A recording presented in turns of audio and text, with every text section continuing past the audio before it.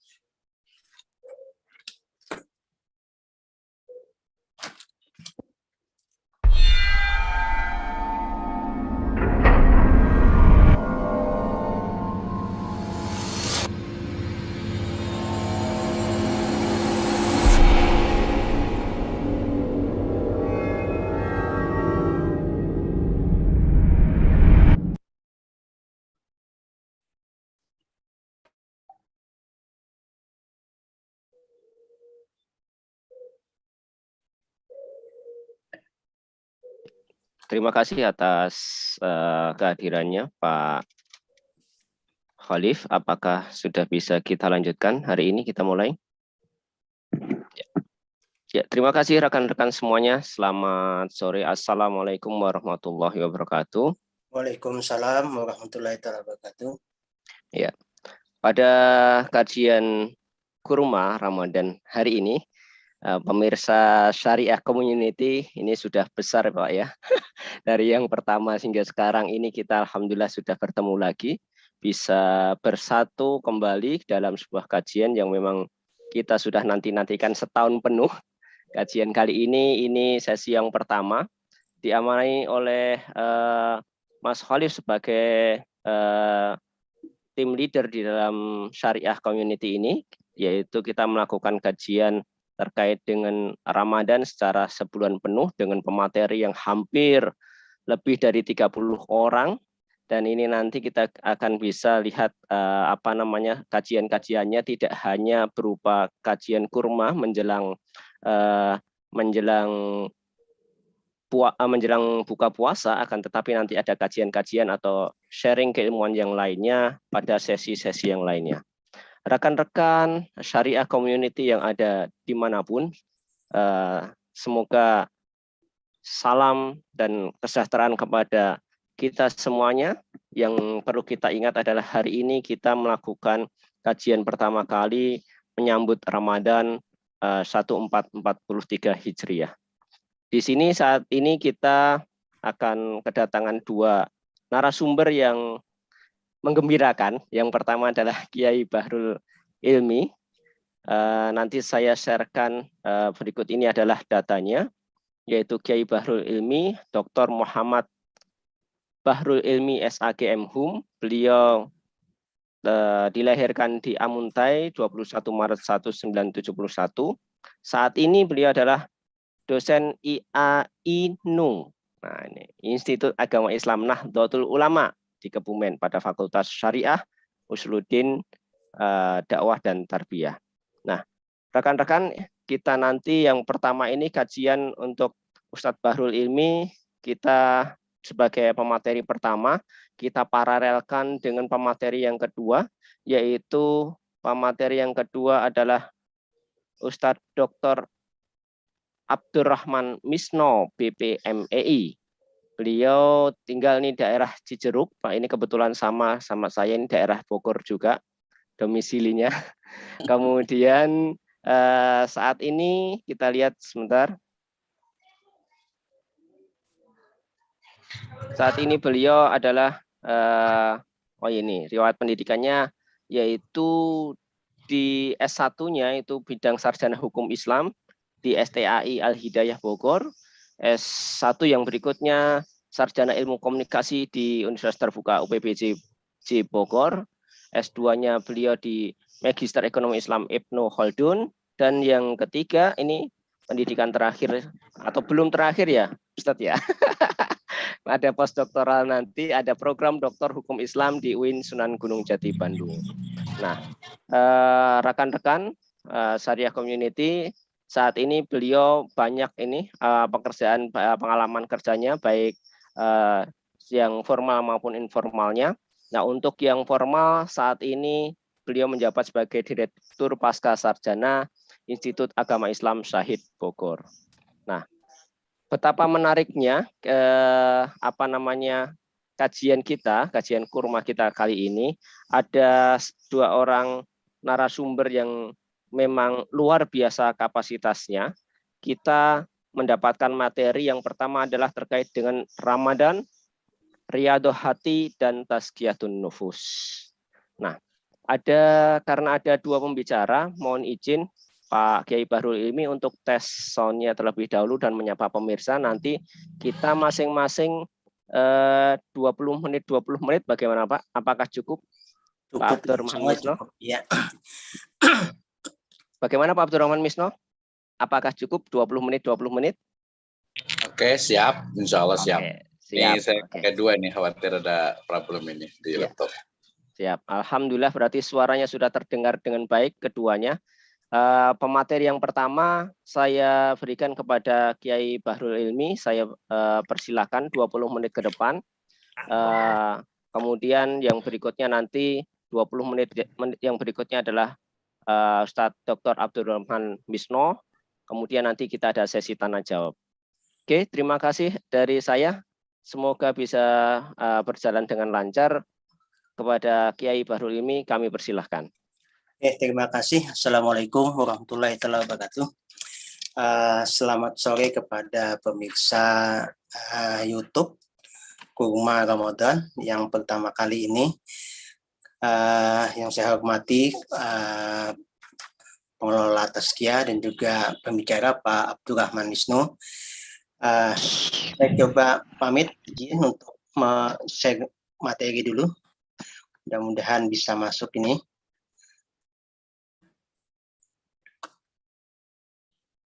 Sudah Pak, silakan Pak. Oke, saya. Bismillahirrahmanirrahim. Saya mudah-mudahan ini ada 20 slide, mungkin satunya 1 menit lah ya. Oke, jadi begini. Alhamdulillah kita sebentar lagi mudah-mudahan nanti udah masuk ke Ramadan. Setelah jam 6 nanti udah masuk Ramadan, syahrul Ramadan, unzila fihil Quran dan sebagainya itu. Jadi bulan Ramadan ini kan kita perlu, sebagaimana Rasulullah juga selalu menyapa marhaban ya Ramadan, ya. Bulan penuh berkah, maghfirah dan keberkahan. Dan bulan Ramadan ini awalnya 10 pertama yaitu penuh dengan rahmat, 10 yang kedua penuh dengan keampunan, dan 10 yang terakhir adalah itqun minan nar, pembebasan dari api neraka. Oke. Jadi kalau kita lihat ayat sebuah hadis ya, ayuhan nas qad azzalakum syahrul azim mubarak. Wahai umat Islam, wahai umat manusia, kata Rasulullah, telah datang kepada kalian bulan agung, bulan yang penuh berkah ya. Jadi bulan Ramadan ini bulan yang penuh keberkahan kepada manusia semuanya. Nah, kita mulai dari dasar hukum bulan Ramadan. Puasa adalah ya ayyuh auzubillahi minasyaitonirrajim, bismillahirrahmanirrahim. Ya ayyuhallazina amanu kutiba alaikumusyamu kama kutiba alal ladzina min qablikum la'allakum tattaqun. Ini sejak kecil kita pasti semua pada hafal semua ini. Terjemahannya, wahai orang yang beriman, diwajibkan atas kamu berpuasa sebagaimana diwajibkan atas orang-orang sebelum kamu agar kamu bertakwa. Quran surat Al-Baqarah ayat 183. Jadi ada 3 titik tekan di situ, yaitu orang yang beriman diwajibkan dia untuk berpuasa, dan kemudian tujuannya adalah supaya kita bertakwa kepada Allah. Nah, ada beberapa hadis yang saya tampilkan di sini, bahwa man shoma Ramadan, barang siapa yang berpuasa di bulan Ramadan dengan penuh keimanan, dengan penuh keikhlasan, gitu ya, tanpa mengharap balasan daripada Allah, gitu ya, mengharapkan keikhlasan yang penuh, maka diampuni dosa-dosanya. Nah, pada hadis yang lain juga, man qoma Ramadan, barang siapa yang menghidupkan malam Ramadan dengan penuh keimanan, maka juga dia akan diampuni dosa-dosanya yang telah lalu.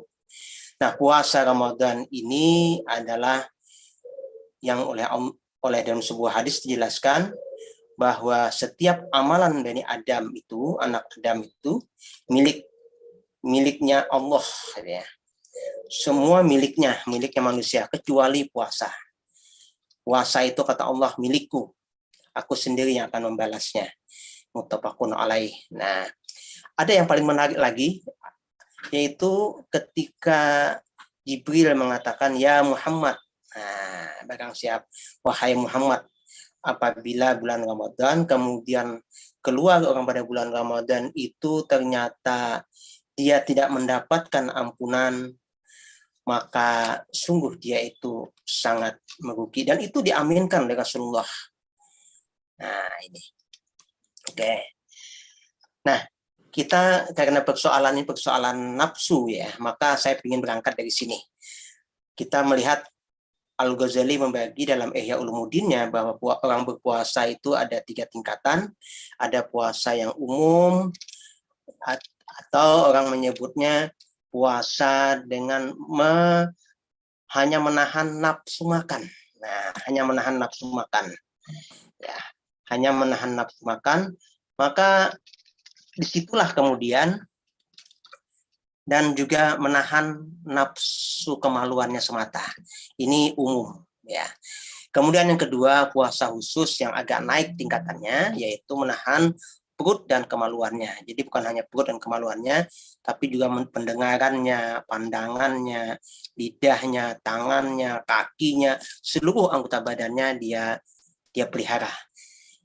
Kemudian yang ketiga, yang paling tinggi adalah puasa hawasul hawas. Nah, dia bukan hanya sekedar menahan hawa nafsu perut dan kemaluan atau menahan segala anggota tubuh, tetapi ditambah juga puasa hati dari memikirkan kesenangan duniawi serta hanya fokus pada ibadah kepada Allah. Nah, inilah puasa itu intinya, gitu ya. Nah, saya berangkat dari sini. Jadi sebenarnya manusia itu adalah roh yang dititipkan dalam hati. Ya, manusia itu adalah roh yang dititipkan di dalam hati. Jadi pertama kali manusia itu ada di alam rohnya itu, di alam lahut itu bernama Ruhul Qudsi, Ruhul Kudus.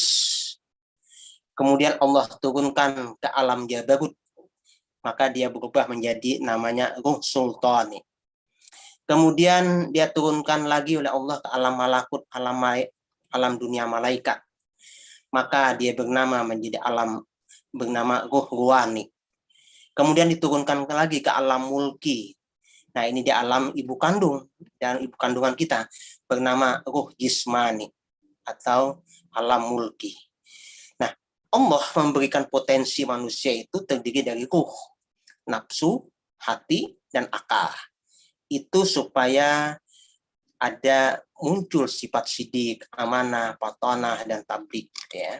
Nah, sedangkan mewadahi rohaninya, Allah juga memberikan potensi panca inderanya, ya.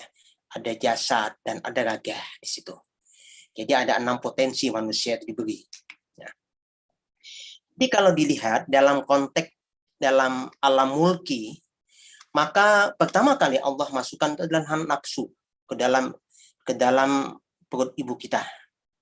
Dari nafsu itulah kemudian kita bisa lalu mencari makan dalam itu. Nah, kemudian baru Allah masukkan hati. Setelah hati itu tersedia, lalu Allah masukkan ruh, di situ ditiupkan ruh. Baru diberi akal. Kemudian baru diberi panca indera dan jasad. Nah, Rasulullah bersabda, orang yang bahagia sudah ditakdirkan bahagia sejak dalam perut ibunya. Orang yang celaka sudah ditakdirkan celaka sejak dalam perut ibunya. Nah, hadis ini kemudian ditakwilkan oleh para ulama bahwa ibu di sini adalah bahwa manusia itu ada 4 unsur, yaitu ada tanah, ada air, ada api, dan ada angin. Nah, tanah dan air itu adalah simbol kebahagiaan, dan api dan angin itu adalah simbol ketidakbahagiaan atau sengsara. Nah, itulah yang menopang tubuh manusia. nanti bisa diskusi. Kita mengenal sekilas bagaimana nafsu dan roh manusia itu. Nafsu itu sifatnya lembut, latifah, sangat halus dia. Letaknya itu ada di sisi hati sebagai barang titipan yang memang dia khusus untuk akhlak-akhlak yang berpenyakit. Ya, pada bidang yang memang khusus ya. Demikian juga roh itu juga lembut, letaknya dalam sisi hati yang lain yang merupakan tempat akhlak yang terpuji. Jadi di dalam hati itu ada yang tempat akhlak yang tercela dan ada akhlak yang terpuji. Dalam bentuk yang umum terkadang sebagian menundukkan sebagian yang lain. Jadi hati kita ini tempat pertarungan dua potensi ini, ya. Potensi ruh dan potensi nafsu. Nah, ruh dan nafsu ini merupakan jasad-jasad yang lembut sebagaimana juga napas kita dalam bentuknya seperti malaikat dan setan itu dari sisi kelembutannya. Maka ahli hakikat dari kalangan ahlu sunnah tentang makna ruh ini berselisih pendapat. Sebagian mereka mengatakan bahwa ruh itu adalah kehidupan, sebagian lagi menyebutnya bahwa entitas-entitas yang dititipkan dalam wadah-wadah khusus, sifatnya lembut, dialiri oleh Allah dengan gerak kehidupan, sehingga badan manusia itu menjadi hidup. Ruh itu pun masih menetap di dalamnya. Nah, Allah berfirman dalam sebuah diskusi, al-insan sirruhu wa ana sirruhu. Manusia itu adalah rahasiaku, kata Allah, dan aku adalah rahasia manusia, rahasianya. Jadi kita ini punya rahasia dengan Allah masing-masing, ya. Nah, manusia itu dia tidak lepas dari dua keadaan. Keadaan itu dapat dialami oleh satu orang. Artinya keadaan baik atau keadaan tidak baik. Dia selalu hukum kepasangan di situ. Maka jika amalnya baik, keikhlasannya juga lebih dominan, maka nasibnya akan berubah dari menderita menjadi bahagia. Itu artinya hawa nafsunya atau nafsianya itu berganti dengan sifat rohaniah.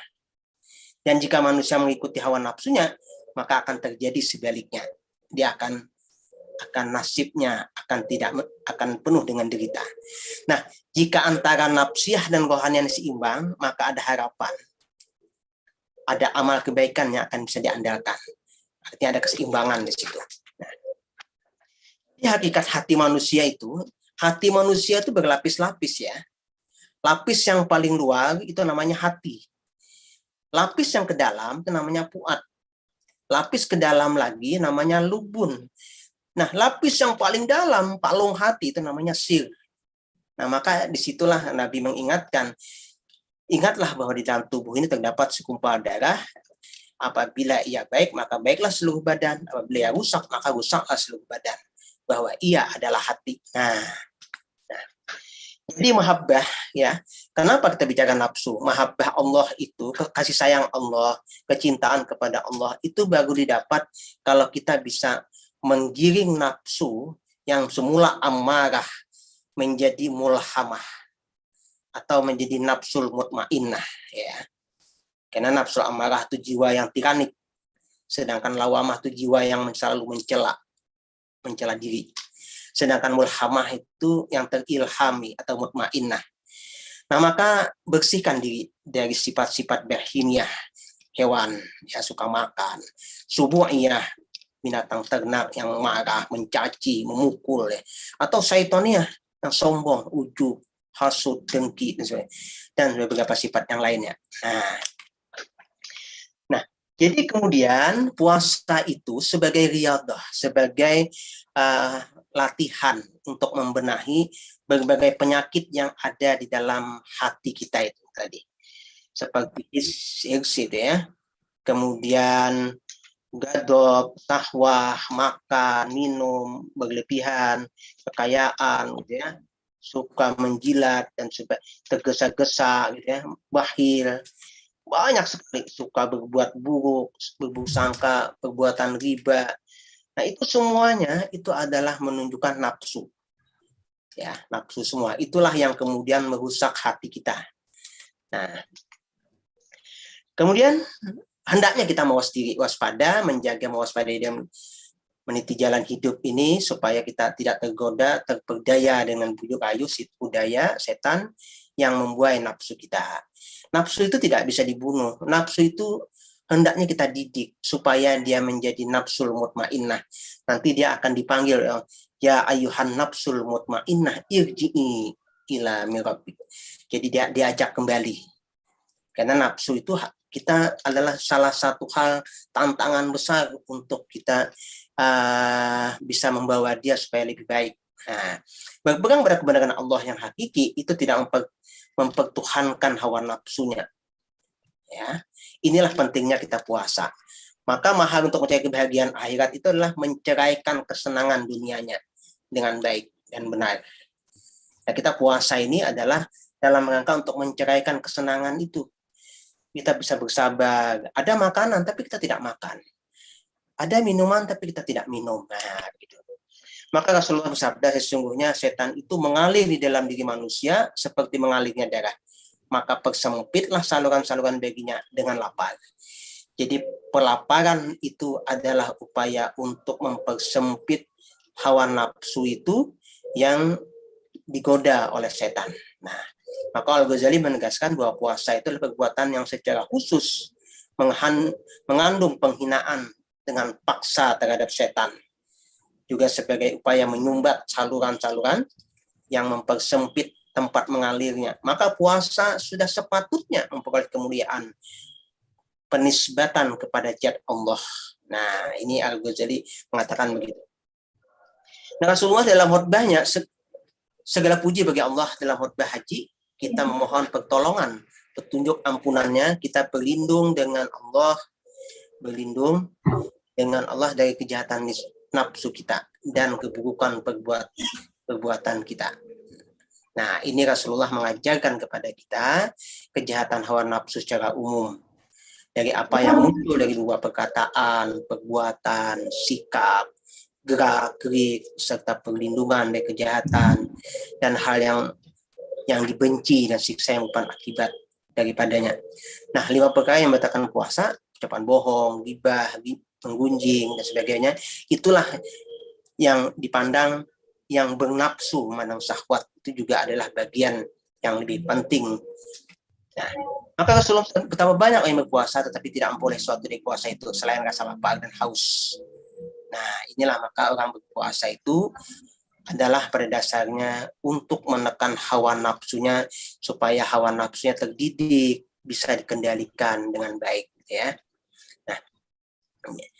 Nah, disinilah nafsu itu adalah hijab, ya. Potensi manusia yang banyak bagus tadi itu hijab nurnya Allah. Puasa itu untuk menyingkap hijab nafsu dari wajah hati. Hati itu akan hidup karena limpahan nur. Kalau kita puasa, maka roh pun juga akan menyaksikan sifat-sifat al-haq. Nah, inilah yang dimaksud oleh ayat Al-Qiyamah ayat 22 dan 23. Wajah-wajah orang-orang yang mukmin pada hari itu berseri-seri kepada Tuhannya karena melihatnya. Nah, jadi Al-Ghazali mengungkapkan bahwa sebagian ulama tidak suka meninggalkan puasa lebih dari 4 hari berturut-turut. Artinya betapa pentingnya puasa itu, ya. Rasulullah juga bersabda, aku berteduh di sisi Tuhanku, lalu dia memberiku makan dan meminumku. Syekh Abdul Qadir menjelaskan maksud hadis ini, dia memberi makan nuraniku dengan hidangan makna, lalu rohku dengan hidangan rohani. Dia menjamuku dengan hidangan yang spesial bagiku.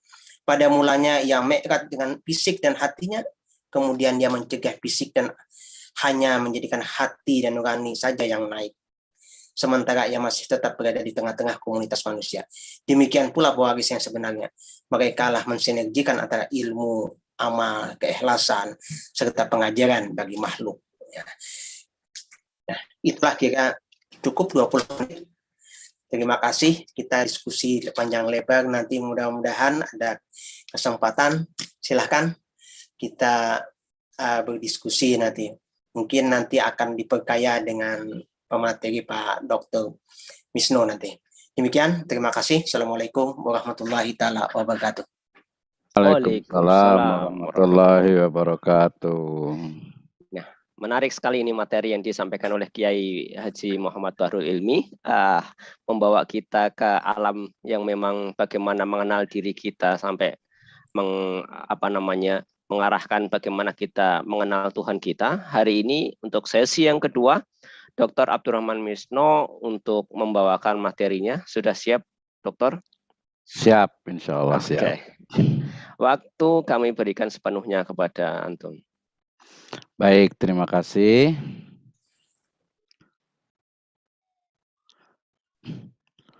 Bismillahirrahmanirrahim. Assalamualaikum warahmatullahi wabarakatuh. Waalaikumsalam warahmatullahi wabarakatuh. Alhamdulillahirabbil alamin wassalatu wassalamu ala asrafil anbiya'i wal mursalin habibana wa nabiyyana Muhammadin sallallahu alaihi wasallam wa ala alihi wa ashabihi wa man tabi'ahum bi ihsanin ila yaumiddin wa ba'd.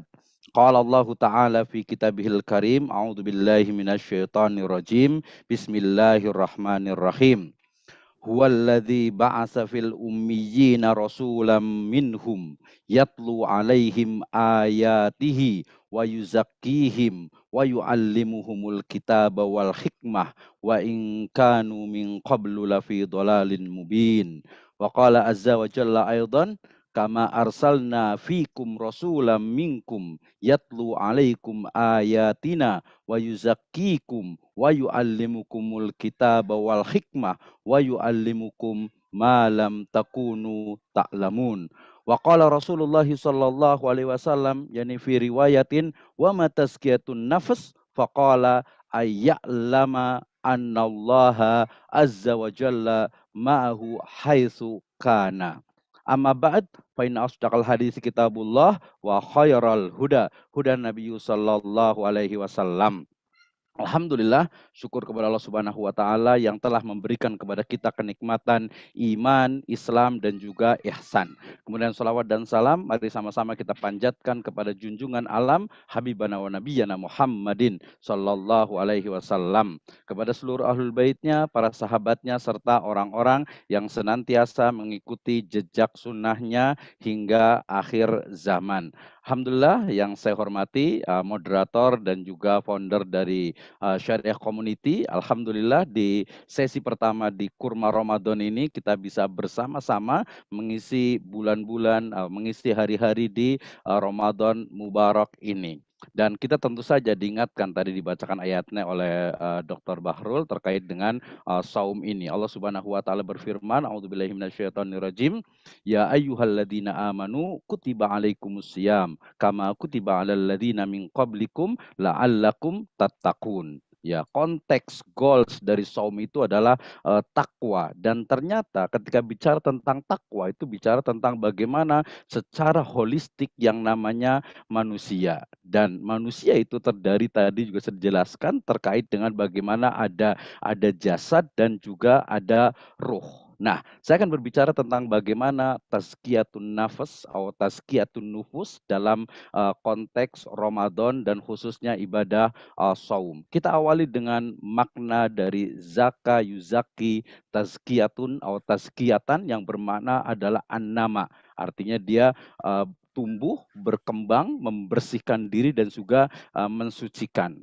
Wan nafsu, ya, nafsu itu berarti adalah bagaimana nafsu itu adalah bagian dari karakter atau bagian dari sisi manusia yang kemudian disebut sebagai huwa nafsuh ja'a huwa nafsuh, artinya bahwa jiwa, ya, jiwa atau ruh atau sesuatu yang di luar jasad itu adalah ruh. Sehingga kita akan berbicara tentang bagaimana tazkiyatun nafas, bagaimana membersihkan, mensucikan, memperbaiki dan juga menumbuhkan, ya, jiwa-jiwa yang baik ini. Saya ambil dari definisi yang disebutkan oleh Abdul Qasim Hussein bin Muhammad atau yang dikenal dengan Ar-Raghib Al-Asfani. Beliau mengatakan bahwa yang disebut dengan tazkiyatun nafas itu adalah upaya manusia untuk menyucikan jiwa dan dirinya sehingga ia akan mempunyai sifat terpuji pada dirinya, ya, dunia tentunya, dan kelak di akhirat mendapat pahala dan balasan yang besar. Ini makna dari tazkiyatun nafas. Zakan nafsi bimakna istiqomatuha ala din wal khuluq.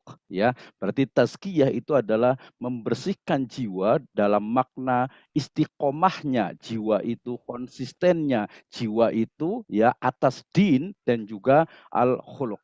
Naam. Ini ketika bicara tentang tazkiyatun nafas.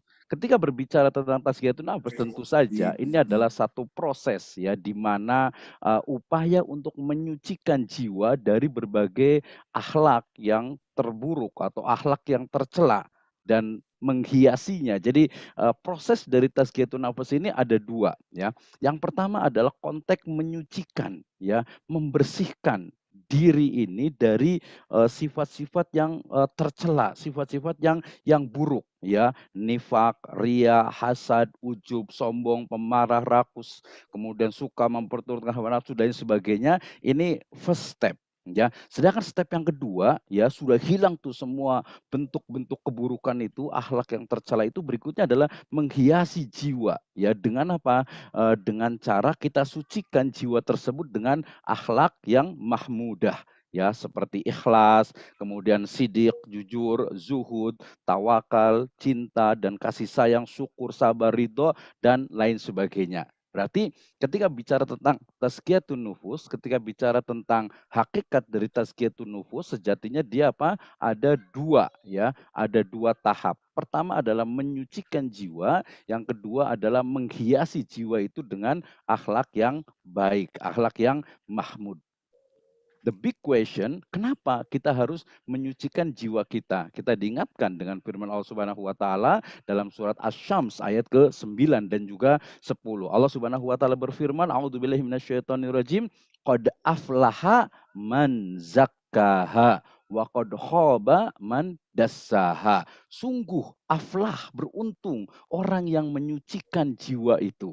Ya, artinya apa? Orang-orang yang menghiasi dirinya dengan amal-amal kebajikan, dengan amal-amal yang soleh, itu termasuk orang-orang yang beruntung.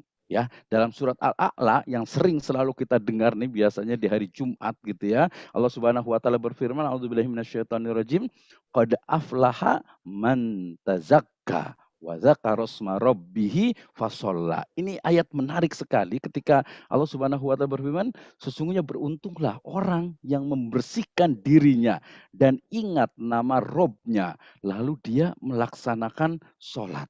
Nah, ayat ini tidak bisa dipisahkan, tidak bisa mengambil hanya qad aflaha man tazakka. Kenapa? Karena konsep dari tazakka ada kelanjutannya yaitu wa dzakarasma rabbih fasholla. So, berarti di sini ada amalan bersihnya hati, kemudian diliputi juga dilengkapi dengan zakarosma robbi dan juga syariat dalam bentuk sholat. Baik, kita lanjutkan.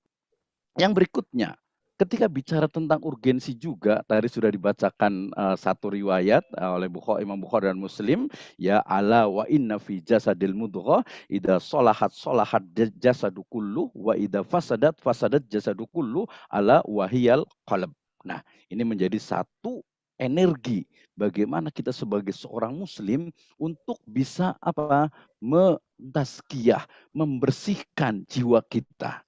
Ya, berarti di Al-Jumu'ah ayat kedua, Al-Baqarah 151, Ali Imran 164, ya, kemudian juga Asy-Syams ayat ke-1 sampai 10, kemudian juga dalam riwayat Bukhari dan Muslim itu menunjukkan bahwa Islam memandang manusia tentu saja dia bukan hanya sebagai jasad, bukan hanya sebagai raga, tetapi dia juga berbicara tentang ruh, bagaimana tentang kebahagiaan, happiness, ya, bagaimana dengan falah itu sangat diperhatikan. Nah, kemudian ini yang sangat menarik, berarti apa nih metodenya? Cara tadi kita sudah kenal nih bahwa Islam itu sangat menganjurkan ya untuk dia itu menyucikan jiwa seseorang dari segala bentuk akhlak yang buruk ya, termasuk juga akidah yang buruk, ibadah yang buruk ya, muamalah yang buruk. Nah, berarti apa? Ya, bagaimana nih cara agar jiwa itu menjadi baik? Nah, saya awali dengan tentu saja yang pertama adalah tasfiyatul akidah, ya, pemurnian akidah, membersihkan akidah kita dari segala bentuk keyakinan yang menyimpang dari Islam. I think it's very important if we talk about the Islamic belief or Islamic faith, ya. So pertama sekali adalah bicara tentang tauhid. Bagaimana ya akhlak yang baik, ya, itu selalunya ya dikaitkan dengan akidah yang salimah. Kenapa? Ya tidak bisa akhlak yang baik banyak. Orang memiliki etika, orang memiliki attitude yang baik, tetapi akidahnya, keyakinannya itu bobrok. Banyak sekali seperti itu, ya. Maka diawali kita akan detail ya dalam 10 menit ke depan bagaimana sebenarnya Islam memberikan pedoman bagi umatnya dalam apa? Membersihkan jiwanya, menyucikan jiwanya agar nanti ketika menghadap Allah Subhanahu wa taala ya dikatakan wama la yang faumalun wala banun illa man atallahi bi qalbin salim. Nah, qalbin salim itu adalah jiwa hati yang dia itu apa selamat, yang bersih dari segala bentuk kesyirikan, dari segala bentuk dosa, maksiat, dari segala bentuk akhlak yang tercela. Nah, kemudian ternyata apakah kemudian tazkiyatun nafs itu tidak terkait dengan ibadah? Sangat terkait sekali. Justru ya ibadah ya dalam konteks bulan ini adalah Ramadan, saum itu menjadi satu ya wasilah, satu sarana dalam apa? Dalam mentazkiyah diri kita. Ya, sehingga tadi la'allakum tattaqun ya agar kita tuh bertakwa, agar jiwa kita itu juga apa? Tertarbiyah, ya terdidik ya dengan apa? Dengan amalan-amalan itu, ibadah-ibadah itu akan menyucikan jiwa kita. Ya termasuk juga sholat. Kita ingat ya Allah Subhanahu wa taala berfirman dikatakan apa? Inna sholata tanha anil fakhsya wal mungkar. Bahwasanya sholat sendiri, ibadah sholat itu merupakan wasilah, cara, metode dalam menyucikan, dalam mencegah ya manusia itu dari perbuatan keji dan mungkar. Nah, sehingga setelah pemurnian akidah, kemudian dilanjutkan dengan ibadah yang kamilah, kemudian dilanjutkan juga dengan Islamic filantropi, ada doa dan zikir serta mujahadah fi sabilillah. Oke, ketika bicara tentang memurnikan akidah, tentu saja kita diingatkan dengan firman Allah Subhanahu wa taala ya dalam surat Al-Baqarah ayat ke-112. Allah Subhanahu wa taala berfirman, "A'udzubillahi minasyaitonirrajim. Bala man aslama wajhahu lillahi wa huwa muhsin falahu ajruhu inda rabbih wala khaufun alaihim wala hum yahzanun." Tidak demikian, barang siapa yang menyerahkan ya aslama wajhah, menyelamatkan diri kepada Allah Subhanahu wa taala sedang ia berbuat kebajikan, maka baginya pahala pada sisi Robnya dan tidak ada kekhawatiran terhadap mereka dan tidak mereka itu bersedih hati. Maknanya dalam konteks ini bahwa seseorang yang aslama wajhah lillah ya menyerahkan, kita tahu bahwa al-Islam itu adalah istislamu lillahi bitauhid wal inqiyadu lahu bitta'ah wa bara'atu minasyirki wa ahli. So apa Islam itu ya tunduk patuh, ketundukan total kepada Allah Subhanahu wa taala. Nah, ketika kita tunduk patuh dari raga kita, jiwa kita disucikan, maka di sana insyaallah taala la khaufun alaihim walahum yahzanun. Demikian juga dalam surat Fussilat ayat ke-6 dan 7. Allah Subhanahu wa taala berfirman, "A'udzubillahi minasyaitonirrajim, wa wailul lil musyrikin alladzina la yu'tuna zakata wa hum bil akhirati hum kafirun." Kecelakaan yang besar bagi orang-orang yang mempersekutukannya, yaitu orang-orang yang tidak menunaikan zakat dan mereka kufur akan adanya kehidupan akhirat. Lawan ya opposite ya mafhum muhalafah dari ayat ini adalah berarti apa? Orang-orang yang mukmin, yang beriman, mereka akan apa? Otomatis ketika mereka itu orang beriman pasti akan apa? Akan mengeluarkan menunaikan zakat. Dan tentu saja dikatakan juga di surat pertama Al-Baqarah, a'udzubillahi minasyaitonirrajim, bismillahirrahmanirrahim, alif lam mim, zalikal kitabu la raiba fi hudal lil muttaqin alladzina yu'minuna bil ghaib wa yuqimuna shalah wa yu'tuz zakah. Ya, jadi orang-orang yang beriman, yang dia tentu saja keimanannya itu akan terimplementasi dalam bentuk menunaikan zakat dan juga keyakinan mendalam akan adanya hari akhirat, maka dia akan mendapatkan kebahagiaan. Qad aflahal mu'minun. Jelas sekali ayatnya. Baik, yang kedua, bahwa ketika bicara tentang tazkiyatun nufus, bagaimana cara kita menyucikan jiwa kita, Allah Subhanahu wa taala telah memberikan pedoman. Ya, salah satunya adalah tadi saya bacakan juga di surat Al-Mu'minun ayat pertama dengan yang kedua, qad aflahal mu'minun alladzina hum fi sholatihim khashi'un. Ya, beruntung orang-orang yang mukmin. Ya, orang mukmin yang seperti apa? Salah satu karakternya adalah fi sholatihim khashi'un. Mereka khusyuk dalam sholatnya. Kenapa mereka itu khusyuk? Karena mereka memahami bahwasanya sholat itu adalah salah satu dari wasilah, salah satu dari sarana, salah satu dari metode agar ya at-Taghabun ayat ke-45 mencegah dari perbuatan fahsya dan juga mungkar. Maka pemirsa sekalian, berarti kita bicara tentang ibadah itu, seluruh ibadah yang dikatakan ismun jami'un likulli ma yuhibbuhullahu wa yardahu minal af'ali wa aqwali zahiran wa batinan, ya seluruh aktivitas yang dicintai dan diridhoi oleh Allah Subhanahu wa taala itu adalah wasilah, itu adalah sarana kita untuk beribadah, ya untuk mentazkiyah diri kita atau nufusuna, jiwa-jiwa kita ini kita didik, kita tazkiyah, kita bersihkan dengan cara apa? Dengan ibadah-ibadah yang masyru'ah tentu saja. Nah, oke, pemirsa sekalian, ketika bicara tentang ibadah juga tentu saja kita bicara tentang bagaimana salah satu dari ibadah. Ini saya beri satu contoh saja ya. Tadi saya sebutkan bahwa seluruh ibadah dalam Islam itu adalah sarana untuk menyucikan jiwa kita. Ya, kemudian kita ingatkan di At-Taubah ayat ke-100 103. Allah Subhanahu wa taala berfirman, "A'udzubillahi minasyaitonirrajim, khudz min amwalihim shadaqatan tutahhiruhum wa tuzakkihim biha wa sholli alaihim inna sholataka sakanulahum wallahu samiun alim." Ambillah zakat dari sebagian harta mereka, karena dengan zakat itu ya kalian itu membersihkan diri dari kekikiran, menyucikan dari bentuk-bentuk kekotoran menuju ke kebaikan.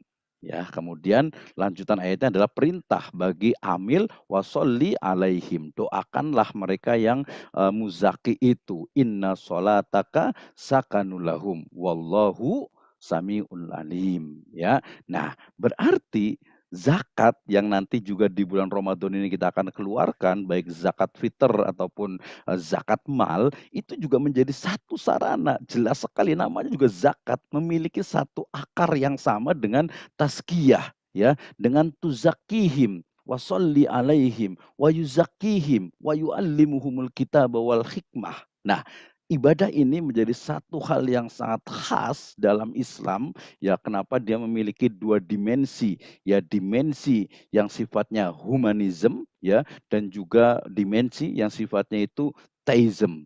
Ini menarik sekali. Oke, pemirsa sekalian, dan jangan lupa ya, salah satu juga ibadah yang lain yang merupakan sarana untuk kita beribadah, ya sarana untuk kita mentazkiyah diri kita, itu adalah apa? Doa dan zikir.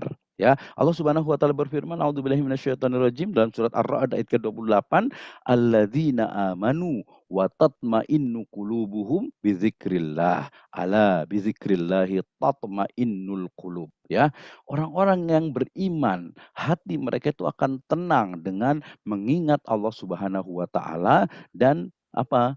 Bidzikrillah tatma'innul qulub. Ya, dengan zikir mengingat Allah Subhanahu wa taala, hati akan menjadi tenang. Nah, konteks zikrullah tentu saja bukan hanya dimaknai melafadzkan kalam yang thayyibah, tetapi dia tafakkaru fi khalqis samawati wal ard.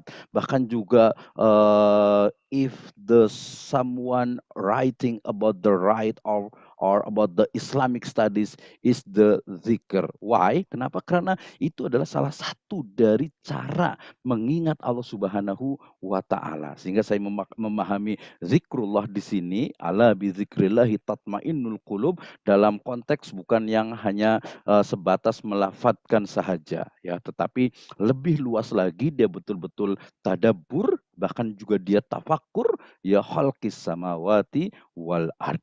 Nah, demikian juga kita juga diingatkan dengan bagaimana ternyata ya hati tadi yang penuh dengan kekotoran dikatakan oleh Allah Subhanahu wa taala, kallabal rona ala qulubihim makanu yaksibun. Sekali-kali tidak demikian, bahwa dosa-dosa yang mereka lakukan itu menutup hati mereka. Ya, menutup hati sehingga hati itu menjadi hitam, hati itu menjadi gelap, hati itu tidak memiliki sebuah kebenaran, tidak lagi melihat sebuah kebenaran, sesuatu yang benar dianggap salah, yang salah dianggap benar. Kenapa? Karena nurullah, cahaya Allah Subhanahu wa taala, ilmullah, ilmu Allah Subhanahu wa taala tidak meliputi dirinya.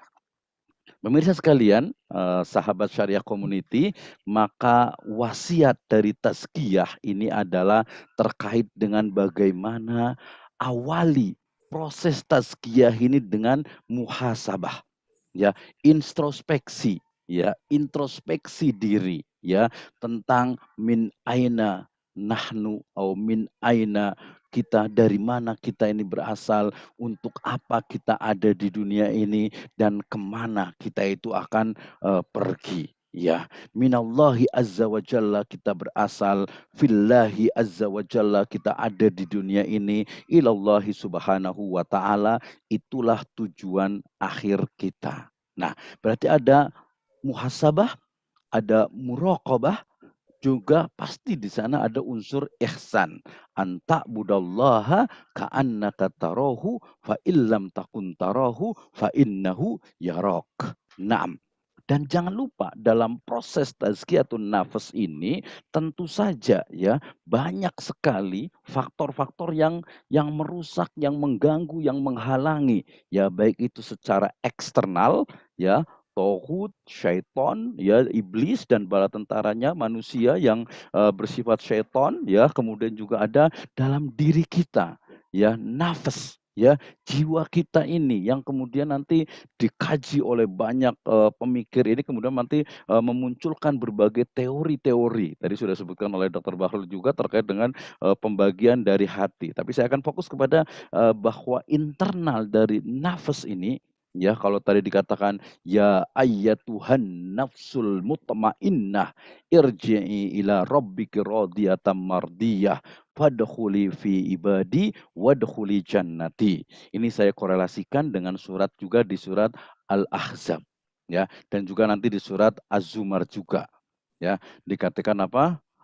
Bahwasanya orang-orang yang masuk ke dalam surga, ya, wasiqal ladzina amanu ilal jannati zumara hatta idza jaa futihat abwabuha wa qala lahum khazanatuha salamun alaikum.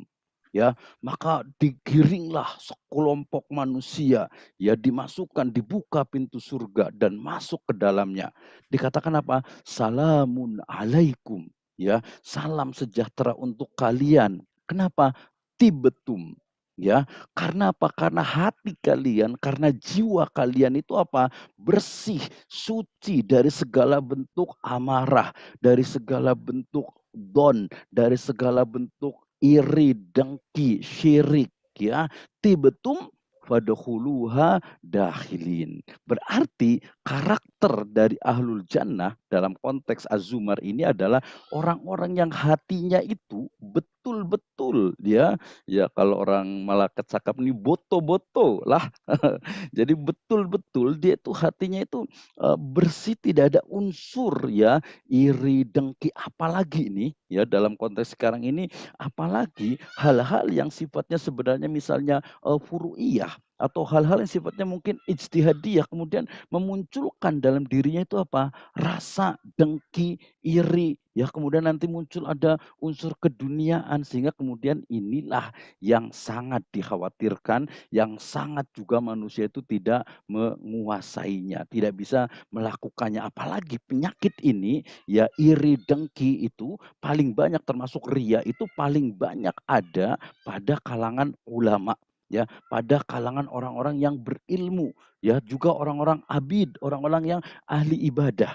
Ya, benarlah ketika satu riwayat ketika Nabi SAW dan para sahabatnya sedang dalam satu halakoh ya, kemudian lewat seorang laki-laki. Maka Nabi SAW mengatakan, beliau bersabda, huwa min ahlil jannah. Oh, atau dikatakan satati rojulun min ahlil jannah. Ya, kemudian sampai 3 kali ternyata orang itu oleh Nabi disebut sebagai ahlul jannah.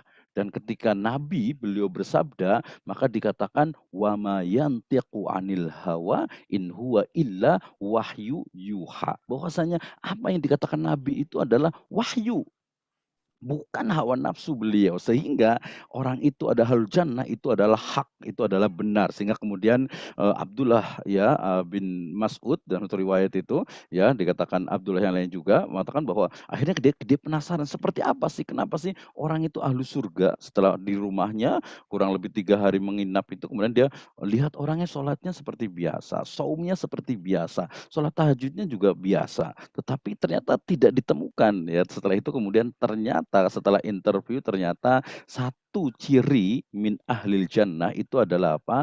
Setiap dia akan tidur tidak ada sedikit pun dalam hatinya itu rasa dengki, iri, syirik, tidak suka kepada orang lain. Semuanya diikhlaskan. Hatta orang yang membenci kita, orang yang menghina kita, orang yang mencaci kita. Nah, ini di level di mana seseorang itu bahkan sebaliknya, ketika dia ditimpa musibah, dia akan alhamdulillah. Ya, ketika dia juga kena anugerah, mendapatkan anugerah, dia juga bersyukur alhamdulillah. Ya, kenapa? Karena inilah disebut oleh Nabi SAW ajaba amrul muslim. Ya, sangat menakjubkan dari perkara orang beriman itu. Ya, nah berarti konsep wasiat dari tazkiyah ini juga adalah bagaimana kita itu menjauhi segala bentuk sifat pesimis, apatis, malas, ria, sombong, rendah diri, dan lain sebagainya yang membawa kepada rusaknya, yang membawa kepada tertutupnya hati, yang membawa kepada jiwa yang semakin tertutup dengan hawa kita.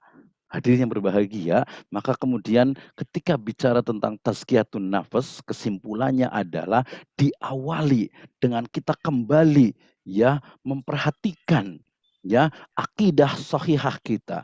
Kita terus pelajari ya akidah kita, tauhid kita, keyakinan kita apakah masih bercampur dengan kotoran-kotoran yang tidak sesuai dengan Islam, kotoran-kotoran yang merusak dari kesahihan sebuah akidah.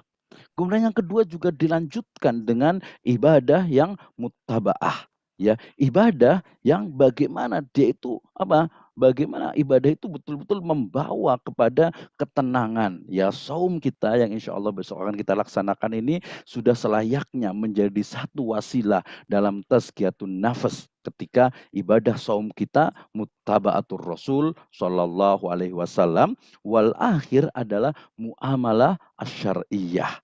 Ya, bagaimana ternyata saya memahami muamalah syariah ini bukan hanya dalam konteks ekonomi and business ya, tetapi bagaimana muamalah kita dengan manusia yang lainnya, dengan binatang, dengan hewan, dengan tumbuhan, dan dengan semesta, itu haruslah didasarkan kepada nilai-nilai syariah. Kenapa? Karena ketika sebuah aktivitas muamalah kemudian dia dilaksanakan ya alal ikhlas wal mutabaah, maka itu juga menjadi wasilah dalam mencapai, dalam melalui proses tazkiyatun nafas, sehingga mudah-mudahan falah fid dunya wal akhirah menjadi tujuan, menjadi kenyataan di akhir hayat kita. Demikian we can discuss about our topic, our subject today. Wassalamualaikum warahmatullahi wabarakatuh. Waalaikumsalam Waalaikumsalam warahmatullahi warahmatullahi wabarakatuh. Ya. Terima kasih Ustadz Abdurrahman Misol. Rekan-rekan sahabat Syariah Community yang berbahagia, yang dimuliakan oleh Allah, telah usai pemateri kita menyampaikan materinya, namun baru saya dapati ada dua, Bapak, satu pas untuk Ustadz Barul Ilmi, yang satunya untuk Ustadz Abdurrahman Misno. Boleh saya sampaikan Ustadz? Boleh, silakan. Ya. Ya, silakan. Yang pertama untuk Ustadz Abdurrahman Misno. Mohon maaf Ustadz, adakah tips dalam riyadhah puasa ini agar bisa kita mensucikan diri supaya mencapai target takwa tadi saya. Yang kedua, untuk Ustadz Bahrul Ilmi, mengapa puasa itu penting bagi umat manusia, lebih khusus umat Islam? Karena dalam agama maupun kepercayaan yang lain, untuk mencapai keistimewaan tertentu, salah satunya juga menggunakan puasa. Agak unik ini. Pertanyaan kepada Kiai itu selalunya unik ini. Iya, betul. Gitu. Oke, silahkan. Ya, mangga yang pertama Pak Abdurrahman Wisnu terlebih dulu atau Kiai Bahrul ini memang enggak? Pak Misno loh pertanyaan nggak apa-apa dulu. Ya. Siap. Oke, silakan. Oke, baik, terima kasih untuk penanya. Barakallahu fiik. Terima kasih atas pertanyaannya ya terkait dengan bagaimana agar ibadah saum kita yaitu kemudian mencapai kepada derajat takwa ya. Pertama tentu saja bil ilm ya, dengan ilmu. Bagaimana seseorang itu dia harus mengilmui ya, bukan hanya memahami tetapi mengilmui dua istilah penting ini. Yang pertama adalah istilah saum ya, asyam, itu yang pertama. Yang kedua adalah istilah takwa, la'allakum tattaqun. Nah, berarti ketika pertama berbicara tentang saum, berbicara tentang puasa, berarti dia harus memahami tentang bagaimana ya, yang paling kelihatan dulu adalah yang ahkam asyariyah terkait dengan takrif, kemudian terkait dengan rukun dan syarat, kemudian pembatal-pembatal ya yang makruh dalam saum gitu ya. Nah, itu harus dikuasai dulu dalam konteks yang sifatnya itu adalah syariah ya, syariah yang zahirah. Nah, ini yang pertama. Tapi kemudian pada level berikutnya, dia harus bisa juga mengilmui tentang hakikat dari apa? Saum, dari puasa itu. Ya, bahwasanya ya kita ketahui dalam sebuah riwayat bahwa banyak orang yang saum itu, yang puasa itu dia hanya mendapatkan hanya haus dan laparnya saja.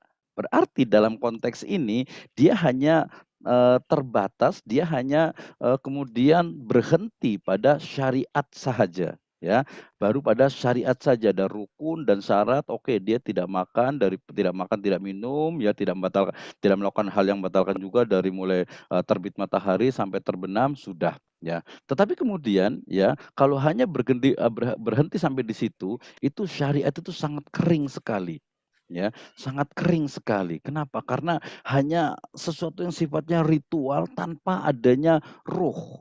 Nah, maka kemudian di level berikutnya adalah apa? Bagaimana seseorang itu mengilmui ya hakikat ya, atau nanti di pertemuan berikutnya di Kurma Ramadan ini juga ada maqasidus syam ya. Sahabat baru itu akan dibahas tuh maqasidus syam. Bagaimana maksud dan tujuan dari saum itu.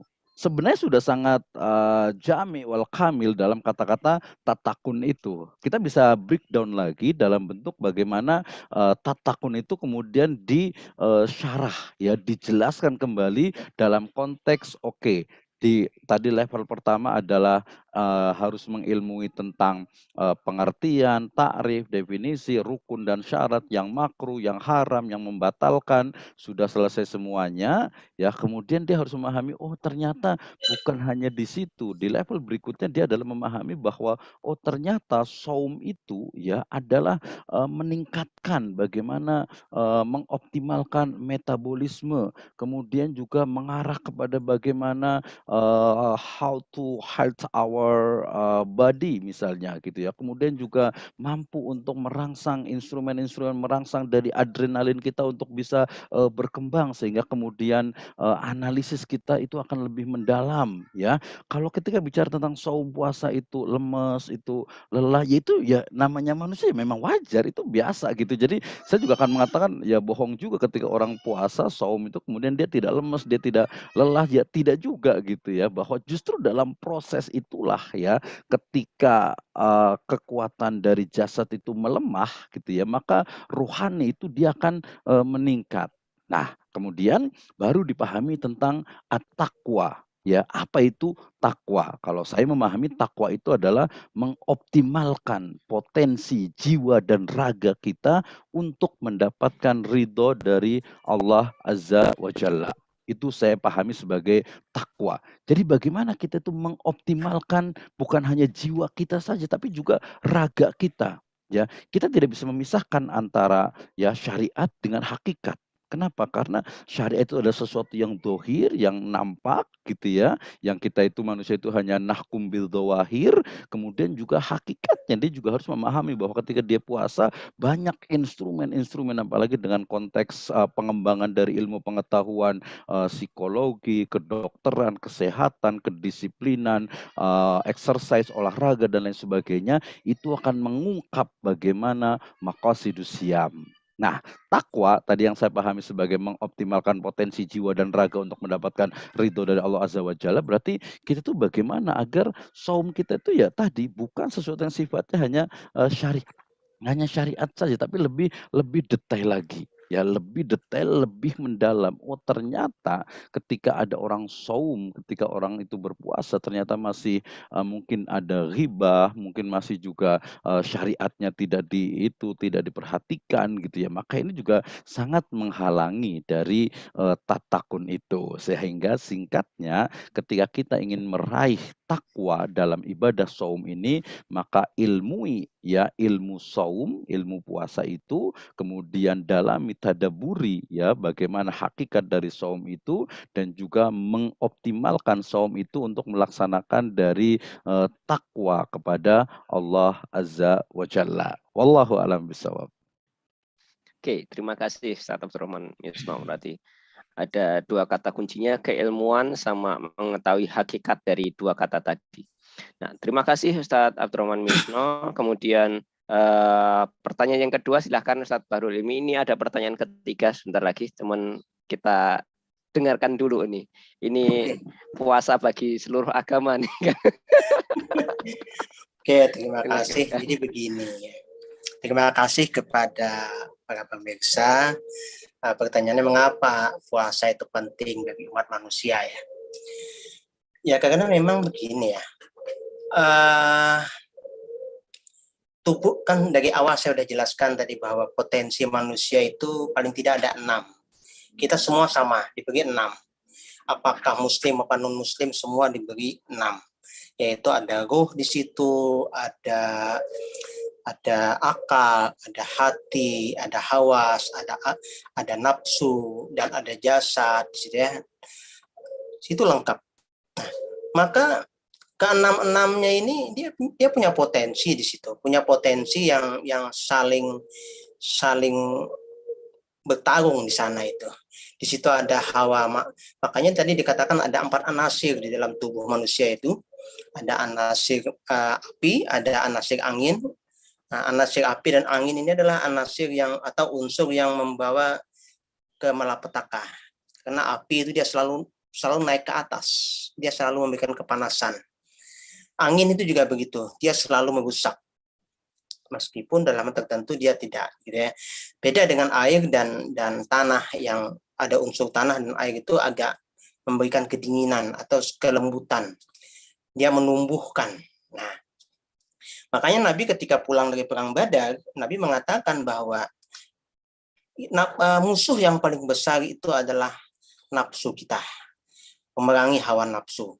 Nah, salah satu untuk memerangi hawa nafsu itu, makanya kenapa la'allakum tattaqun, takun itu adalah bagaimana manusia itu waspada dia. waspada terhadap dirinya dan terhadap hal-hal di luar dirinya. Nah, maka berkaitan dengan nafsu itu, maka perlu dikendalikan dengan puasa. Karena ada sebuah hadis begini, dalam sebuah hadis qudsi, nafsu itu setelah diciptakan oleh Allah, dia ditanya oleh Allah, wahai nafsu, siapakah aku? Kata Allah. kata nafsu, engkau adalah engkau, aku adalah aku. Nah, jadi dia memposisikan kedudukannya bahwa dia adalah nafsu itu tidak ada hubungannya dengan Allah. Kemudian Allah perintahkan kepada para malaikat supaya dia dimasukkan ke dalam suatu tempat yang panas. Setelah sekian tahun, dia dibangkitkan menurut riwayat sekitar 1000 tahun, kemudian dipanggil lagi. Kata Allah, wahai nafsu, siapakah aku? Kata nafsu, engkau adalah engkau, aku adalah aku. Nah, kemudian oleh Allah diperintahkan lagi untuk diletakkan kepada tempat yang dingin. Setelah 1000 tahun kemudian, dia dipanggil lagi. Ternyata juga tidak ada perubahan, tetap saja begitu. Maka oleh Allah diperintahkan lagi untuk suatu tempat tanpa diberi makan, tanpa diberi minum. Nah, setelah itu baru dipanggil, baru dia mengakui bahwa engkau adalah Rabbi, Tuhanku, dan aku adalah hambamu, nafsu. Nah, artinya memang nafsu itu satu-satunya jalan untuk mengendalikan diri kita itu hanyalah pengendalian hawa nafsu dengan lapar. Nah, puasa ini salah satu wasilah, salah satu jalan untuk membuat supaya nafsu itu bisa ditundukkan. Nah, lalu mengapa penting bagi umat Islam, bagi umat manusia juga? Ya memang hampir semua persoalan itu tubuh kita itu perlu ada pendidikan, ada tarbiyah. Ya. Makanya meskipun dia non-muslim ketika dia mau dioperasi, jadi ternyata proses pengelaparan itu juga adalah sebuah proses untuk pencerdasan. Makanya pencerdasan, kemudian untuk penyesuaian dalam tubuh, kesehatan, dan sebagainya. Nah, termasuk binatang pun juga melakukan hal yang sama, melakukan puasa. Ular melakukan puasa, kepompong, kemudian dia menjadi kupu-kupu, dan sebagainya. Hampir semua binatang itu juga melakukan hal yang melakukan puasa. Nah, jadi puasa itu menjadi penting bagi umat manusia, terutama untuk membangun rohaninya yang bersih tadi, supaya hatinya itu bersih.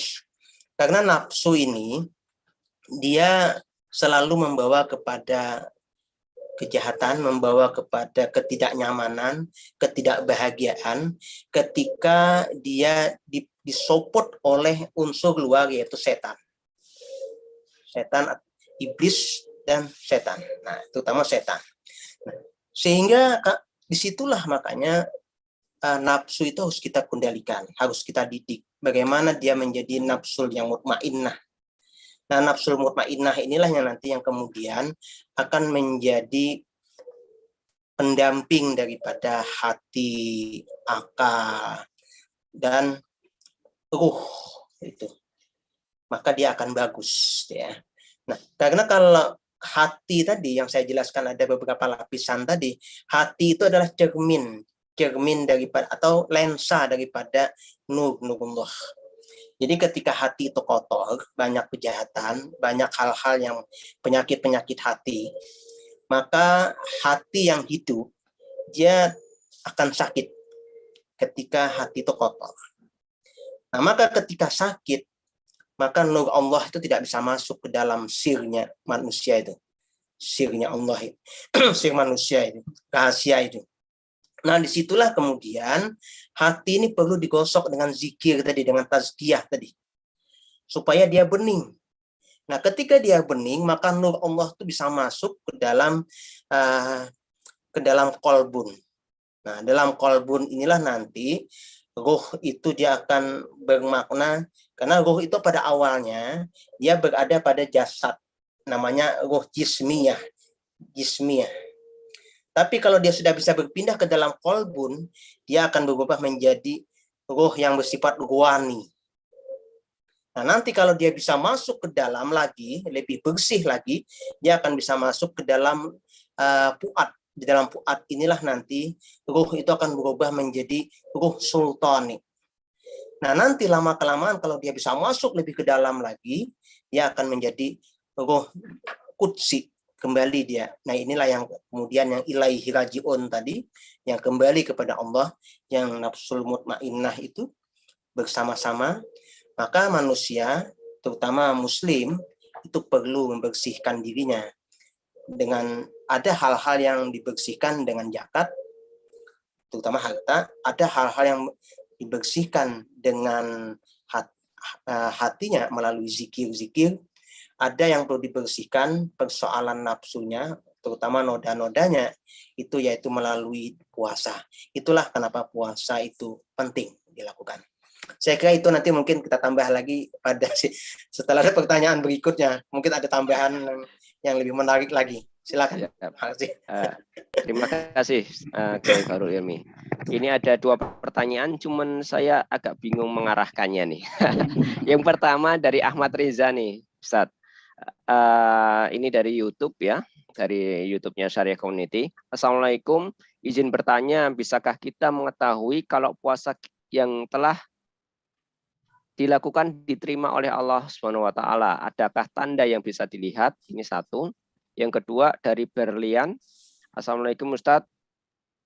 Izin bertanya, bagaimana dengan tradisi maaf-maafan sebelum Ramadan tiba? Apakah ada hadisnya? Terima kasih. Ini kelihatannya yang kedua atau kedua-duanya bisa bisa di-share untuk jawabannya. Silahkan Ustadz Abdurrahman Misno dan Ustadz Fahrul Ilmi. Oke, bagi-bagi berarti ya, bareng-bareng jawab. Ya, terima kasih. Ya, baik. Jadi terkait dengan sign ya, ayat gitu ya, tanda-tanda dari saum atau puasa seseorang itu diterima gitu ya. Bahwasanya ibadah itu akan diterima oleh Allah Subhanahu wa taala gitu ya. Tentu saja ketika dia memang memenuhi ya 2 syarat ya. Yang pertama adalah al-ikhlas lillahi azza wa jalla, kama qala Allahu azza wa jalla, a'udzubillahi minasyaitonir rajim, wa ma umiru illa liya'budullaha mukhlisina lahuddin. Nah, ketika seseorang itu saum, berpuasa, kemudian dia betul-betul lillahi azza wa jalla, ya maka kemudian itu menjadi satu syarat pertama. Kemudian yang kedua, ternyata bukan hanya ikhlas saja, tetapi dia juga harus diarahkan kepada mutaba'atur rasul. Ya, dikatakan wa ma atakumur rasulu fakhudhuhu wa ma nahakum anhu fantahu. Demikian juga dalam surat Al-Ahzab ayat ke-21, a'udzubillahi minasyaitonirrajim, bismillahirrahmanirrahim, laqad kana fi rasulillahi uswatun hasanah. Ya, jelas sekali, berarti minimal ya ada 2 ini ya. Ada pertama ketika kita melaksanakan ibadah saum ya, kita ikhlas karena Allah Subhanahu wa taala, kemudian mutaba'atur rasul ya, mengikuti apa yang dicontohkan Rasul khususnya dalam berpuasa ini, dalam saum ini, itu minimal menjadi satu jaminan awal. Ya, selanjutnya kita akan serahkan kepada Allah Subhanahu wa taala. Nah, mirip juga ini dengan nanti ketika menjelang disebut dengan Lailatul Qadar ya, seseorang yang mendapatkan Lailatul Qadar seperti apa sih tandanya gitu? Apakah dia akan lebih baik ya? Nah, saya bisa menjawab seperti ini, bahwa urusan bahwa ibadah itu diterima oleh Allah Subhanahu wa taala itu adalah urusan dari Allah Subhanahu wa taala. Sehingga kemudian kalaupun ada tanda, itu hanya sebagai satu konsep, satu teori saja. Kenapa? Karena jiwa manusia yang dikatakan inna qalbu bani Adam baina asabi'ir rahman, ya dia itu dikatakan qalbun itu karena dia berbolak-balik. Sehingga ya saya bisa mengatakan tidak tepat juga ketika seseorang yang saumnya itu diterima kemudian dia jalannya itu lurus terus gitu ya. Seseorang yang mendapatkan Lailatul Qadar itu kemudian dia jalannya lurus terus. Namanya insan, mahalul khata' wan nisyan. Sehingga kemudian bukan jaminan seseorang yang lurus terus. Lurus itu kadang hanya di mata manusia ya. Padahal bisa jadi ya penyakit ya amrod atau maradul qulub, ya penyakit-penyakit hati itu justru lebih berbahaya daripada ya penyakit yang ada di jasad kita. Nah, sehingga minimal ada ikhlas dan mutabaah, kemudian itu menjadi satu jaminan awal. Berikutnya dikembalikan kepada Allah Subhanahu wa taala ketika pun dia menjadi terus lebih baik gitu ya. Maka itu juga menjadi satu tanda dari sekian tanda yang lainnya, tapi bukan menjadi sebuah dominasi. Naam. Allah alam itu yang pertama. Nah, terkait dengan pertanyaan yang kedua, wah ini memang sangat luar biasa sekali pertanyaannya gitu ya. Nah, ketika bicara tentang saum, tadi spesifik gimana pertanyaannya, Ustadz Purnama? Tradisi maaf memaafkan. Iya. Itu hadisnya apa gitu. Hadis maaf memaafkan, ada hadisnya Iya kita. betul ya. Ya berarti ini harus fas'alu ahlu dzikri in kuntum la ta'lamun gitu ya. Nah, kalau saya bisa memandang begini, ketika maaf memaafkan itu terkait dengan ibadah ya, maka kemudian al aslu fil ibadati haramun illa madalad dalil. Tapi kalau maaf memaafkan itu adalah muamalah, maka al aslu fil muamalah al ibahah. Nah, itu saja mudah-mudahan sangat jelas sekali bahwa memaafkan itu adalah ketika kita melakukan kesalahan, baik sengaja ataupun tidak. Tetapi kemudian kalau itu sebagai sebuah tradisi tidak terkait dengan semacam keharusan, kemudian juga menjadi satu rangkaian yang tidak bisa terpisahkan. Sekarang kan jadi banyak, jadi dulu itu kan hanya ketika Idul Fitri gitu ya. Sekarang sebelum Ramadan, nanti ada Sya'ban, nanti kadang hari-hari biasa pun ada saling maaf memaafkan. Ya, tradisinya bagus gitu, saling memaafkan gitu ya, tapi kalau muncul nanti keyakinan itu adalah bagian rangkaian dari sebuah ibadah, ini yang dipertanyakan. Nah, demikian wallahu a'lam bishawab. Terima kasih Ustaz Abdurrahman Misnau. Ini pertanyaan menarik dan unik. Silakan Kiai Bahrul Ilmi. Oke. Jadi begini. Kalau kita melihat Al-Hikam ya. Ibnu Athaillah tuh mengatakan begini, bahwa ketika kita merasakan sesuatu hal kenyamanan, berarti Allah telah memberikan kepada kita rahmatnya. Artinya sebagai berbaik sangka bahwa apa yang kita lakukan itu direstui oleh Allah. Meskipun itu ya menurut Al-Hikam ya, menurut Al-Hikam. Begitu juga ketika Al-Hikam mengatakan ketika Allah ingin membukakan banyak hal gitu ya. Mana kalau Allah membukakan lidah Anda dengan permohonan kepadanya, maka ketahuilah kata Ibnu Athaillah, sesungguhnya Allah berkehendak akan memperkenankan permohonan doamu. Nah, itu kan sama itu. Atau gampangannya, memang ini bahasanya adalah minallah ilallah. Dari Allah kepada Allah juga sebenarnya. Tapi itu dalam konteks hati. Itu sama dengan bahasa Nabi Daud di dalam Al-Quran. Ketika Nabi Daud mengatakan, wahai Allah, bagaimana aku berterima kasih kepada engkau, bersyukur kepada engkau. Sementara kemampuanku bersyukur juga karena engkau. Nah, itu artinya Allah tuh nampakkan sebenarnya. Hanya kita kadang-kadang yang tidak peka dengan itu. Jadi kalau kita merasa dengan puasa, kita merasa nyaman, dengan puasa, dengan beribadah, kita zikir, dekat, bertasbih, bersalawat, kita merasa nyaman, itu berarti Allah merasa senang dengan apa yang kita lakukan. Itu husnuzannya begitu. Meskipun sesuatu itu Allah selalu mengatakan ketika Allah berbicara tentang iman, selalu Allah sandingkan dengan persoalan ilmu. Ketika Allah berbicara tentang ilmu, selalu Allah sandingkan dengan persoalan amal. Ketika Allah berbicara tentang amal, Allah selalu sandingkan dengan persoalan adab, dengan etika, dengan akhlak. Nah, itu juga menggambarkan bahwa bagaimana puasa bisa diterima oleh Allah. Ya kita rasakan, tentu saja dengan merasakan dengan hati yang dalam, dengan rasa, bukan dengan pikiran, tapi dengan hati. Hati yang holis, yang lembut ya. Itu kalau kita menggunakan Ibnu Athaillah gitu ya, pakai pemahaman Al-Hikam. Meskipun dalam beragama itu kita harus selalu yang namanya raja, selalu berharap, juga selalu khauf, selalu ketakutan. Jangan-jangan amal-amal kita ini tidak diterima oleh Allah. Jangan-jangan kita ini, harapan-harapan kita ini tidak dipenuhi. Jadi kita selalu berharap kepada Allah. Supaya apa? Kita selalu mendudukkan posisi kita pada pada kehambaan. Kita jangan sampai salah duduk dalam kehidupan ini. Duduk kita itu posisinya adalah posisi kehambaan. Yang namanya hamba itu selalu harus mengikuti kholiknya. Karena kita sebagai makhluk.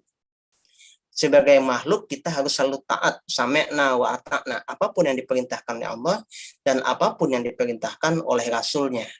Nah, disitulah yang namanya bahwa semua itu kita ikuti.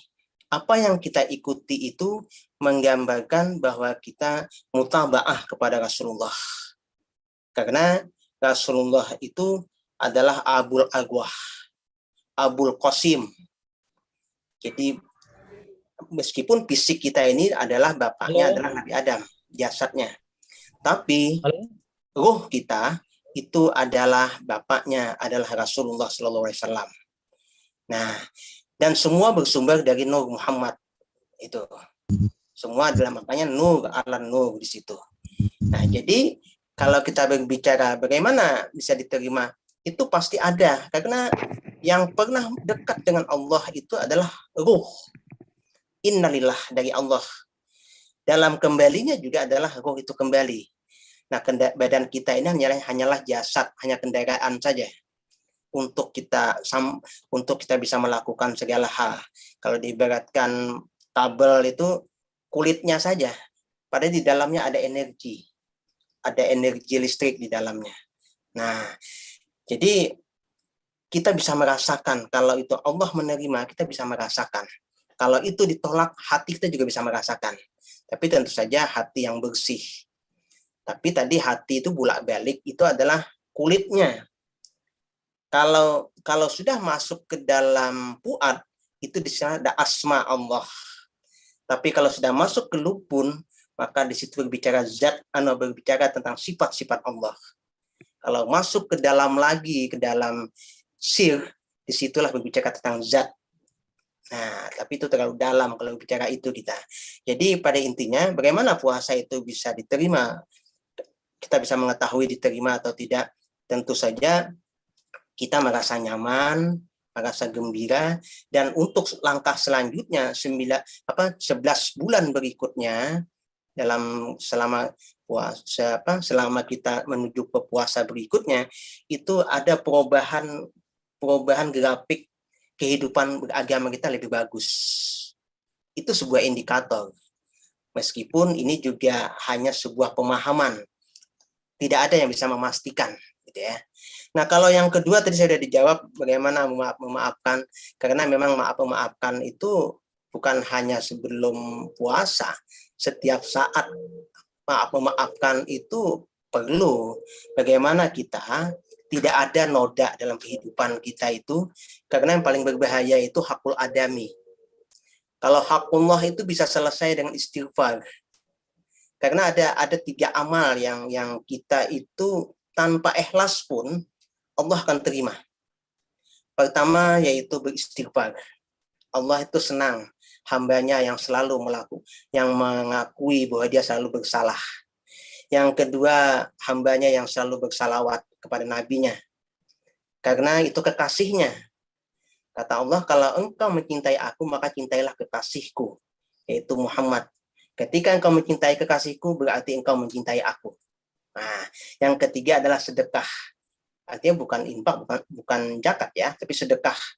Ya senyum gitu, meskipun ada ikhlas, tapi tetap dihitung, bisa diterima oleh Allah itu. Nah, jadi memaafkan itu penting. Makanya orang sebelum tidur perlu introspeksi, muhasabah. Apakah hari ini ada berbuat salah, kemudian lalu minta maaf. Kalau ada orang yang selama ini buat salah, ya kita maafkan. Itu jauh lebih baik Makanya ada dalam sebuah riwayat yang menjelaskan ketika Rasulullah itu tersenyum Rasulullah ketika di hadapan sahabat. Sahabatnya bingung. Loh kok Rasulullah kenapa tersenyum? Kemudian Rasulullah menceritakan bahwa nanti di akhirat ada dua orang yang datang di hadapan Allah. Di hadapan Allah. Yang satu mengadukan temannya. Wahai Allah, dia melakukan kesalahan dengan saya. Nah, kemudian kata yang satu, kata Allah, tetapi dia tidak memiliki amal apapun yang bisa diberikan kepadamu. Kalau begitu, dosa-dosa saya supaya dia menanggung. Nah, kemudian Allah lihatkan kepada dia sebuah istana. Kemudian dia melihat istana yang penuh dengan berlian, intan, permata. Kemudian dia bertanya, apakah yang engkau lihat? Kata Allah, aku melihat istana itu ya. Milik siapakah itu? Kata Allah, milik orang yang bisa memaafkan. Orang yang, nah akhirnya pada akhir hadis itu dijelaskan, orang yang memaafkan, kemudian dia pun diberikan istana itu, dan oleh Allah dia suruh, oleh Allah dituntun itu kawannya yang penuh dosa tadi, supaya juga selalu mengikuti. Nah itu yang dimaksud bahwa Allah itu innallaha ghafurur rahim. Jadi kita itu mestinya mengikuti akhlaknya Allah, akhlaknya Rasulullah, yaitu Al-Quran, memaafkan. Jadi memaafkan itu sebenarnya adalah sifatnya Allah yang harus kita dekati. Jadi kalau kita tidak mau memaafkan manusia, Allah saja memaafkan hambanya, meskipun membunuh. Nah, apalagi yang kecil-kecil, persoalan kecil gitu ya, ya dimaafkanlah gitu. Meskipun itu bukan hanya mendekati puasa, tetapi di luar selain puasa pun kita mesti memaafkan. Tapi kalau ada tradisi kemudian mendekati puasa orang memaafkan, nanti mendekati Idul Adha, Idul Fitri mau saling memaafkan lagi, ya tidak apa-apa. Itu sebuah hal yang bagus lah, gitu aja. Itu kira-kira mungkin Mas Moderator. Terima kasih atas jawabannya Kiai Bahrul Ilmi dan Ustadz Kiai Abdurrahman Misno. Rekan-rekan, ini masih ada satu pertanyaan, cuman saya dibatasi waktu, maksimal selesai itu 17.30. Jadi mohon izin, ada satu pertanyaan yang tidak saya sampaikan ini dari YouTube. Ini mungkin dari Jogja ini. Ini Pak Bahrul Ilmi ini. Nanti bisa langsung kontak ke Pak Bahrul Ilmi langsung. Mohon izin kepada kepada Bapak Adi Supadi tidak kami sampaikan pertanyaannya. Jadi bukannya tidak memperhatikan, tapi ini batasan waktu kita adalah 17.30 menit. Kembali terkait dengan materi, jadi terkait dengan materi hari ini alhamdulillah sudah selesai, dan pemateri kita sudah memberikan insight atau pencerahan kita bagaimana kita mengawali Ramadan ini supaya kita membersihkan hati kita untuk menjadi mencapai target yaitu la'allakum tattaqun tadi sudah ditegaskan juga dengan Kiai Bahrul Ilmi, level-level puasa kita, kemudian sampai nanti disampaikan oleh Ustadz Kiai Abdurrahman Misno terkait dengan bagaimana kita mengerti dari sisi keilmuan dan hakikat dari puasa dan ketakwaan itu sendiri. Nah, rekan-rekan sahabat community Syariah Community, saya mengingatkan di sini untuk kegiatan besok hari ada webinar internasional bedah buku Menelusuri Fitrah Insani. Sebagai pemateri pertama yaitu Dr. Izwan bin Muhammad Yusuf, penulis karya buku dan dai Malaysia.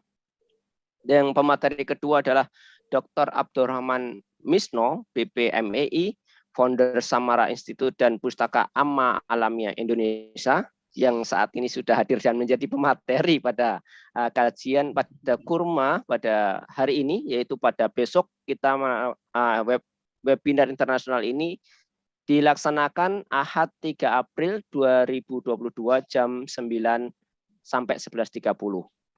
Kemudian untuk link YouTube-nya bisa di-follow atau di-subscribe YouTube Syariah Community supaya nanti bisa standby dan juga bisa mendengarkan ilmu-ilmu apa dari kedua pembicara ini. Oke, kemudian untuk dari saya paling cukup sekian saja. Saya Purnama Putra. Terima kasih atas materi yang ini saya juga dapat insight banyak ini dari Ustadz Kiai Bahrul Ilmi dan Ustadz Abdurrahman Misno. Ketemu lagi untuk kajian yang berikutnya pada Kurma Ramadan sesi yang kedua besok hari pada jam 4, jam 16 waktu Indonesia Barat hingga jam maksimal 17.30 waktu Indonesia Barat. Akhir kalam, assalamualaikum warahmatullahi wabarakatuh. Kita tutup dengan doa kafaratul majelis. Waalaikumsalam warahmatullahi wabarakatuh. Subhanallah. Subhanallah wa bihamdika asyhadu an la ilaha illa anta astaghfiruka wa atubu ilaik.